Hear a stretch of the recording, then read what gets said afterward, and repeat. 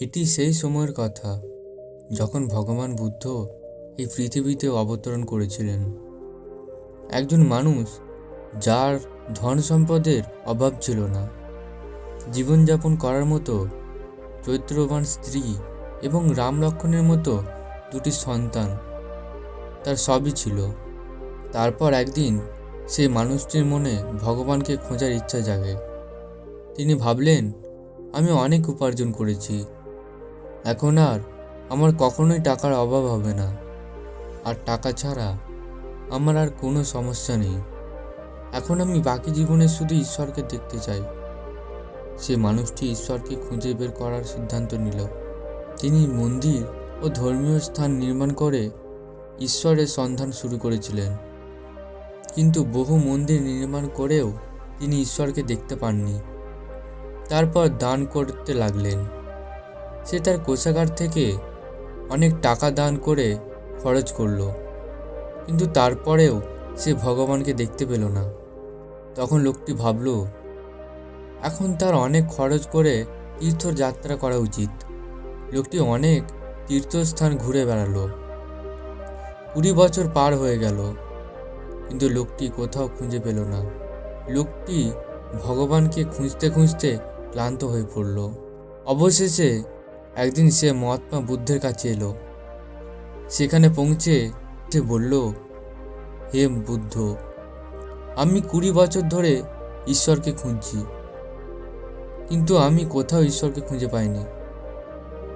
আপনি কি আমাকে ঈশ্বরকে খুঁজে পাওয়ার উপায় দেখাতে পারেন? সেই লোকটির কথা শুনে মহাত্মা বুদ্ধ তাকে জিজ্ঞাসা করতে লাগলেন, সেই ঈশ্বরের সন্ধান পাওয়া এটা খুব একটা বড় ব্যাপার নয়, তাকে খুব সহজে পাওয়া যায়।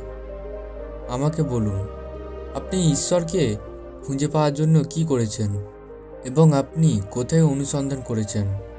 লোকটি বুদ্ধকে পুরো ঘটনাটি বলে, যে সে অনেক মন্দির এবং ধর্মীয় স্থান তৈরি করেছে, দান করেছে, অনেক তীর্থস্থানও পরিদর্শন করেছে, তবুও আমি ভগবানকে দেখতে পেলাম না।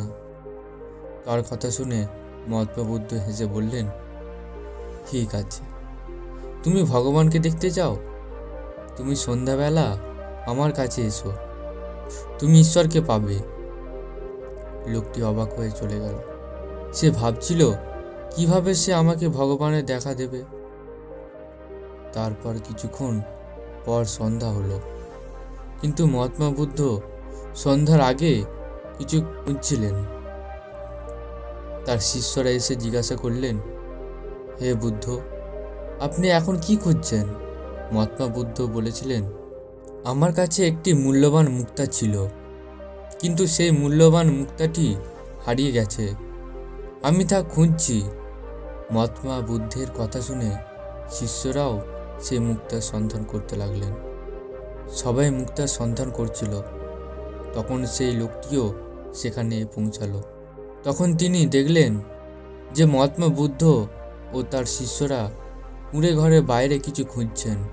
লোকটি বুদ্ধের কাছে গিয়ে জিজ্ঞাসা করলেন, হে বুদ্ধ, তুমি কি খুঁজছো?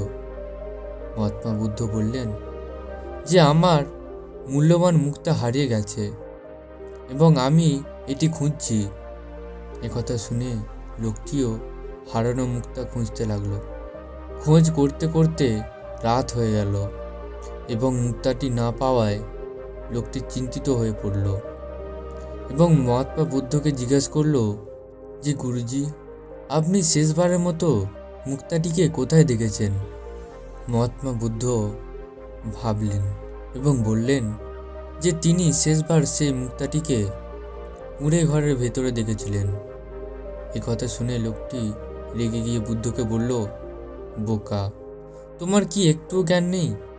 যদি তোমার কুঁড়ে ঘরের ভেতর মুক্তাটি হারিয়ে যায়, তাহলে কুঁড়ে ঘরের ভেতরই পাওয়া যাবে নাকি বাইরে পাওয়া যাবে? তোমরা সবাই এখানে সেখানে বৃথা খুঁজছো, আর তোমার সাথে আমাকেও খুঁজতে বাধ্য করছো।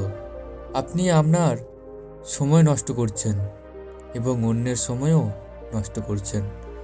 তখন মহাত্মা বুদ্ধ সেই লোকটির দিকে তাকিয়ে হাসতে লাগলেন। এই দেখে লোকটি বলল, হে বুদ্ধ, আপনি হাসছেন কেন? আমি কিছুই বুঝতে পারছি না। মহাত্মা বুদ্ধ বললেন, আমি আপনাকে যা বোঝাতে চেয়েছিলাম তা হলো, আপনি 20 বছর ধরে যে ঈশ্বরকে আপনি খুঁজছেন, কিন্তু চিন্তা না করে এখানে সেখানে খুঁজছেন। তোমার ভিতর কুঁড়ে ঘরে তুমি কখনো তাকে খুঁজুনি।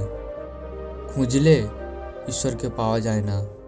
তার জন্য শরীর ও মন পবিত্র হতে হবে, তবেই ভগবানকে দেখা যাবে। ভগবানের প্রকৃত দর্শন পেতে চাইলে এখানে ওখানে ঘোরাঘুরি বন্ধ করো। আপনি আপনার বিবেকের ওপর মনোযোগ কেন্দ্রীভূত করুন। আপনি যদি আপনার মধ্যে এই শ্রেণীর দিকে তাকান, তবে আপনি সর্বত্র প্রতিটি মানুষের মধ্যে একমাত্র ঈশ্বরকে দেখতে পাবেন। মহাত্মা বুদ্ধের অমৃত ভরা ভাষণ শুনে লোকটি তার ভুল বুঝতে পারল এবং বুদ্ধের পায়ে পড়ে ক্ষমা চেয়ে বলল যে আমি এখানে ওখানে বেহাতা ঘুরে বেড়াচ্ছিলাম। আসলে ঈশ্বর আমাদের মধ্যেই আছেন। তো বন্ধুরা, আপনাদের এই ভিডিওটি কেমন লাগলো কমেন্ট সেকশনে জানাবেন এবং ভিডিওটি ভালো লাগলে লাইক করবেন।